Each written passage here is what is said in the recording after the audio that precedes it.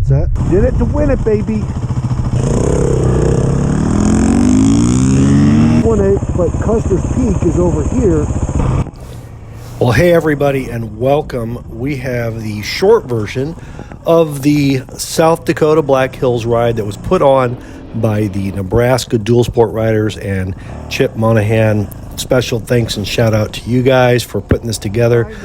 Absolute fantastic time I got to spend with my buddies and pals, Larry and Bryan, who were on their CRF 300L and the Beta 430. I was on my Honda 450 RL, which is a fantastic little bike as well.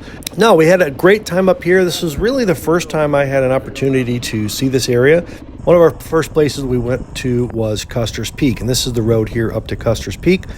Chip mentioned, he said, hey guys, if you can ride this road and you really don't have any issues with it, there really isn't anything that is going to be problematic for the rest of the weekend.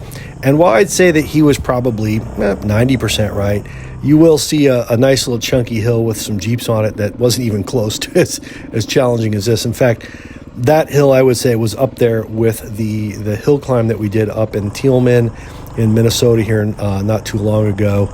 It just kind of, it just was big chunky rocks in the middle of nowhere. But lots of nice, beautiful, free-flowing, wide open single track.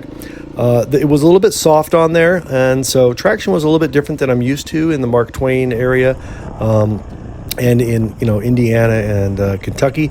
But man, it was absolutely gorgeous. The weather was like 45 degrees at night, and we had like 85 during the day. I could not have asked for a better time to have gone, or better weather, or even really with better friends. This was really Larry's first chance. He's on the 300, really doing a lot of single track on this. He's had the bike for about 2 years now, I believe. And while he's done a tremendous amount of riding on a GS 1200 and a Tiger 800 and 900, he's done more and more of the 300 recently because just of the ease and the comfort. But this is really his first time doing a lot of standing in it, and really the first significant single track outside of bringing it down to our state park in St. Joe. And I was really impressed with his skill. Still needs to work a little bit on getting that butt back and a little more straight up when he stands. But man, what a phenomenal improvement he's made in the past year on that bike. And I'm really proud of you, Larry. Way to go, man. As far as the beautiful Beta, fortunately, Bryan didn't have any major issues with the Beta this time around. I think most all the gremlins are finally worked out. But we have realized that the biggest issue that we have with the Beta 4-strokes is that they do not like to go slow. They get really hot. The fan kicks in pretty heavy. And that seems to kind of drain the battery, and it'll stall when you get down to low speeds, and it gets a little tough to start. But we did have some starting issues, but none that stranded us, none that were major issues. So that was fantastic.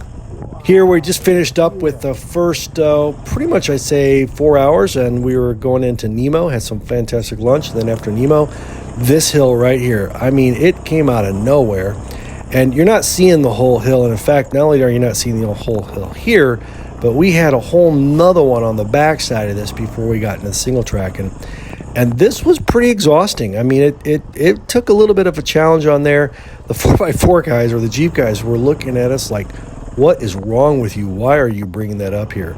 Well, it said it was a 2-track. Well, 2-track is nice, but single track like this is the best right here. This was an unexpected treat. We had just finished that hill. Bryan and Larry both said, "Hey, man, we are done. We are done with that single track crap and the double track crap." But you know what? When you look as awesome as this right here, yeah, nice.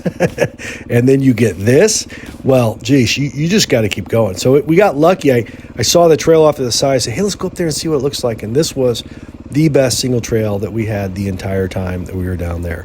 Not only did we have amazing single track trail, a nice little mud pit that we had to get ourselves out of as well.